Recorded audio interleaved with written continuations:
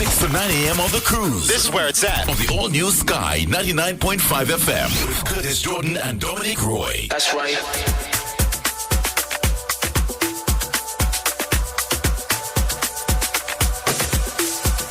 Nice. So, for those who are, on our WhatsApp or social media, you'd have seen that we've been promoting our interview for today.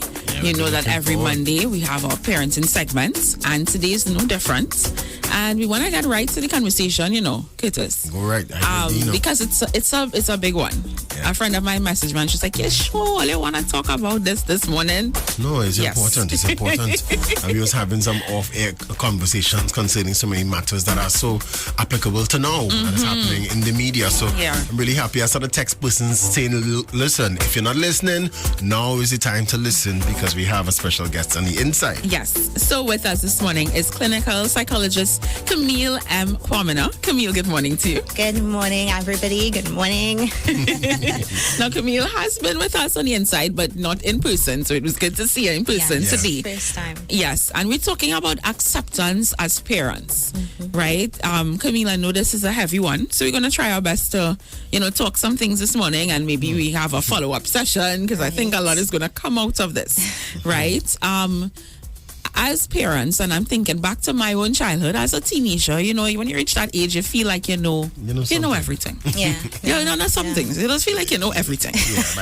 And your parents are basically out to get you, air quotes, they don't understand you. And sometimes, you may have grievances with them. You may want to bring things to them. But one, you have to learn, how to speak to your parents when that is the case. And sometimes you might not feel like your parents are going to receive you well when you want to tell them, True. I had a problem with how you did ... Yeah. Talk to us, because we want to go back a bit. Talk to us about parents being open to accepting that their children may find fault with them. What does that look like? What does that acceptance as a parent ideally look like? Right. Well, first, let's talk about children on a whole, in that they process differently from adults. So children's brains are developing straight through up until about 18. That's why we have restrictions on alcohol, right? Because it affects their development. Wow. Okay. So because their brain is constantly developing, they go through phases like during puberty where it's very hormonal. It's literally out of control for them during those teenage years. And so the one thing that's very important to understand about the difference between an adult processing and a child processing is that an adult processing, we feel a particular set of emotions. We have a wide emotional range. Children do as well. Yeah. They feel the same emotional range that adults do. Wow. But if I take this phone and I pelt it at Curtis, the first thing Curtis will think is, what is wrong with this woman? If Curtis was a child and I pelt this phone at him, the first thing that he'll think is, what did I do wrong?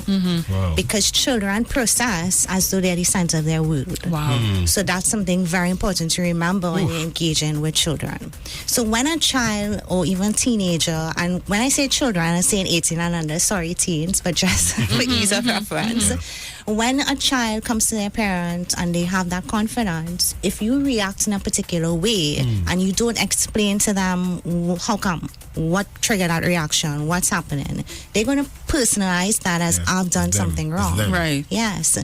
And then as adults, we really are a product of our childhood environment and a little bit of genetics also. So if you start framing the environment where they aren't allowed to be themselves, or they don't have that confidence to know, well, there's nothing wrong with me, then we have a raging society, which is kind of what we have right now, right? We have people who are unable to manage discomfort on any level.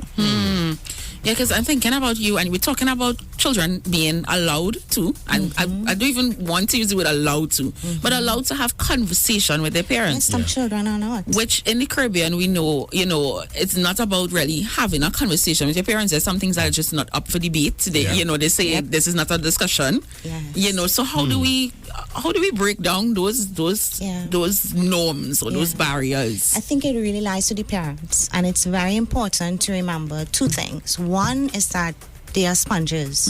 And so they are learning how to manage discomfort from you. So if you can't manage the discomfort from the person who's closest to you, who actually loves you the most, who's giving you the most unconditional love, and that's the way that you're treating that person, because this child is a person at the end of the day, then you're setting a pattern in play for them on how they manage discomfort.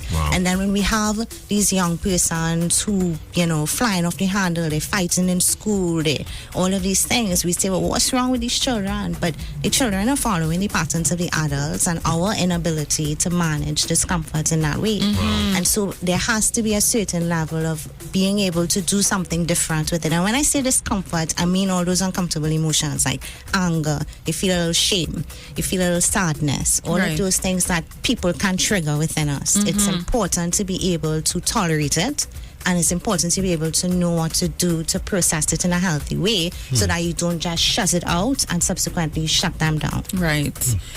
No, Dominic, I'm just trying to wrap my mind around this whole concept of being open to your child, even giving you feedback. Because as you said, we grew up in a society where you are supposed to be seen and not heard. You are supposed to take instructions carried out, full stop, because you don't know anything and you have no say in the matter. But in reality, my wife always say children or kids are little people. They are. So they have the full range of emotions, just like we have, and with just a lot less control over it. And they're trying to manage or figure this whole thing out. Yes, that's very true. But I don't know if it is that when parents have those kind of conversations, or allow, as you say, Dominic, those kind of conversations, that they feel like you're less of a parent. You know what I mean? Like like if you're lowering yourself to the level of a child. You know what I mean? And that you feel like the only way for you to be a parent is to be lording over, or to, you be the one that says how it goes, and that's it. We literally, you say the phrase, I'm not your little friend and them. I'm not your little friend and them. Like we say it, I'm not your friend and them. How do we get that balance? How do we find that balance where you're able to be that open space for your child to be safe to say what they feel and think, but at the same time still be a parent? I mean, there's a certain level of humility in it, in that they are the experts of their time. Now, we're the experts of our time growing up. We understand certain things. Our parents are the experts of their time, which is why they impart certain bits of information to us as applicable. But times change, as we know. And you have to be able to move with it, apply a certain level of flexibility. And actually, psychology tells us that the more flexible you are, is the healthier your emotional body is. So I like to say we have a physical body, we have an emotional body. Just like your physical body needs nutrition, the emotional body needs nutrition too. One of the nutritious things. All right, I'm in a therapy session here. One of the nutritious things that our emotional body needs is flexibility, which is actually just like the physical body. The more flexible you are as you get older physically, we know you're healthy. And so there's a certain level of flexibility with being able to understand that they really are the experts of their time. We have to listen to what they're saying, because they're telling us what's going on in their generation. And then we adjust what we know and understand about the world to give them advice accordingly. Guidance. Nice. Exactly. When we come back, we're going to talk about how we can create those environments, a healthy environment, a respectful one, because I can imagine parents saying, but I don't want no child talking to me and disrespecting me. So we're going to talk about creating some boundaries, some ground rules for conversation, on both ends, how we can achieve this, because this is definitely unlearning how we've parented, how we've been parenting, how we were parented as children, and now learning new concepts. So we'll be right back with some more conversation. Guys.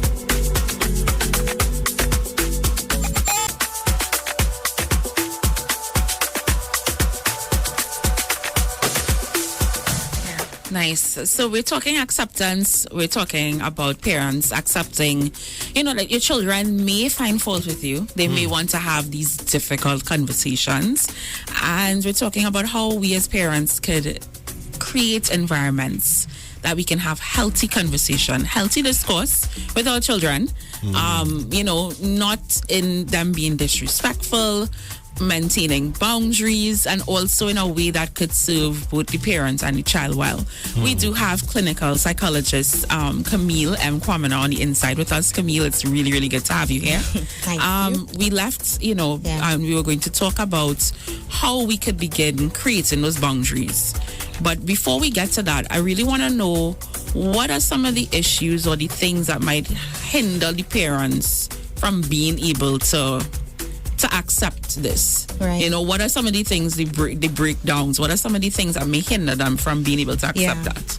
So one of the main things, when we all feel some type of uncomfortable feeling, we automatically tell ourselves a narrative about it. The narrative is not necessarily factual, but it's based on our own upbringing. It's based on the environment we came from. We actually answer 3 questions during childhood ourselves. We answer who we think we are, right, how we think we're supposed to relate to the world, and is the world safe or not. And then based on the answer to those questions, here we have our different personalities. Yeah. So if I grew up in a low-income, struggling scenario, I don't think the world is safe, because it isn't. Right. I think if I grew up in a squatting area, I experienced people looking down on me. Right. So I formed this self-concept of who I am being this person, that's looked down on. And then how do I relate with the world? I can't be assertive. Yeah. People making fun of me, people doing whatever. So it really starts with how we treat each other and how we answer those questions ultimately. And then based on the answer to those questions is how we experience discomfort forevermore. Wow. So it's very important to be open to the automatic stories that you're telling yourself and pause, because sometimes you really just require more information. One of my common pet peeves is beating kids for schoolwork, because there are so many things. I mean, if a child doesn't fit into a standardized school system, this child most likely needs testing. It could be something as simple as the child is a visual learner. Right. And so they need more charts. So the learning style probably needs to adjust. Exactly. As opposed to you beating a child because they fail in no, it just requires more information of what's going on with this child, really. Wow. You see, even parents might have gotten that treatment when they were younger, when they were struggling. Yes. That's exactly what their parents did. Yes. So guess what? We're going right. Repeat it just the repeats. pattern. But I find I think we are more open in this generation to really reconsider the way we're doing things. I don't think this conversation could have happened 25 years ago. I don't think so. Yeah, I think so. This lady, I know what I'm talking about. She ain't know my child. No, but I think we are more open to saying, is this the best way to do it? Or is there a better way that I could handle the situation? Yeah. So I really appreciate this conversation. So how do we begin creating those, healthy, spaces for conversation? With and also including the boundaries that are needed. I think one way for sure is having some safe space time. So, I mean, we all doing this thing for the first time, including the children. We're going to make mistakes. Nobody's perfect. It is impossible to expect perfection the first time around. There will be mistakes to be had. And so it is very important that children feel, remember, children are 18 and under, feel that they can come home when they make a mistake. Because if you make it in a way where they don't find safety at home, you leave them out there with their mistakes, and it's normal to make mistakes. So I would suggest you create a safe once a week, if not every day, where you have a conversation where it's okay, tell me what's going on, tell me what happened in school, what are you feeling, what are you into. But we impose a lot of rules on them. You must be a doctor, you must be a lawyer, you must marry this person, you must do this, you must do that, without giving them space to really be themselves, talk about how they're feeling, how come they're into this. And I think it's really important to put aside what we feel for their development and for our country's development on a whole, because they are our future. And so to have that type of conversation, to introduce some of the nutrition for the emotional body, so that they're able to function as healthy adults. Actively in that space, what should their mindset be going into the space, especially in those conversations where you may hear things that might make you feel uncomfortable about the way your child feels towards you, with certain behavior that you may have displayed. Because I'm thinking, okay, my mother's intent may have been to discipline me in this moment, but maybe the way I felt in the moment, I didn't feel that. I felt more anger and rejection, as opposed to this is a lesson that you're teaching me. So how can how could that be translated with intention? Right. I think you have to have that type of conversation with two overarching traits. One has to be to learn. So you have to treat it as though you're going to learn from this child what's going on, what's their life like, and also one of patience. One of learning, one of patience and tolerance also.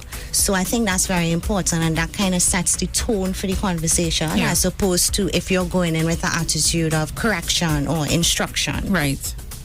Yeah, that's important. Wow. I just thinking about it, because it's so different from the norm of how things always normally, how things normally go. Yeah, it's so different, but it's something that we really need to embrace, giving that space for to hear the heart of the child, and then we have to be able to process what the child is saying. And be okay with saying, Daddy was wrong. I wasn't too, I wasn't thinking there, but you forgive Daddy, that kind of thing. Keep that kind of space open, because I can tell you, Dominique, I don't know about you, but I didn't grow up with that kind. And I mean, as adults, I think it's important for us to understand that what we want as adults as well, our children also want to, in terms of communication. We want to be able to reason, we want to be able to share our side, and to feel heard. Some children also want that as well too. There would be boundaries, there would be, levels to it, but there should be some sort of communication. I know it's easier said than done, and it's a learning process, but I love that you shared that, you're doing this for the first time. So even if you're someone who's listening and you have children, you had an elder child already, you did it a different way, and you're now going to implement this. It is you doing this for the first time, and I think it's important as a child. I would want to hear my parents saying, listen, I'm learning as we learning this together. And I think that in itself might just break down some barriers, because as a child you think, your parents have it all together, they know. So you're judging them based on them supposed to know. They're supposed to get this right, Because that's how they made you feel. Exactly. As we wrap, what advice could you give to parents now, and even children as well too, who are listening to this, who are probably like, oh gosh, I wonder if I could come to mommy now, I'm hearing this, I wonder if I could talk to mommy, Yeah. I mean, for the children, I would say be patient with your parents also, because like I said, this is also their first time, and they don't understand the world that you're growing up in just as much as you don't understand the world that they grew up in. So it's really a matter of tolerance, patience. Some children they really can't express themselves, and for those, I would say find your outside support, your friends, your teachers, even talk to your parents as best as you can to try to have a therapy intervention. For the parents, I would say it's all about getting more information. Things are often not as bad as they think, as we think they are when things first happen. And it's a process of being able to sit through a little bit of discomfort while you get some more information to be better able to help yourself. Love that.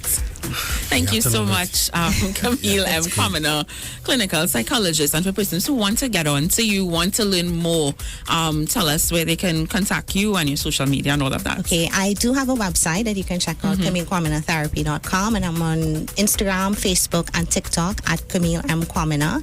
And you can always give me a call if you want any additional information. Send me a WhatsApp at 495-6285. Thank you so much, Camille. We appreciate you. Me, as always. Very good, interesting conversation. Yes, definitely.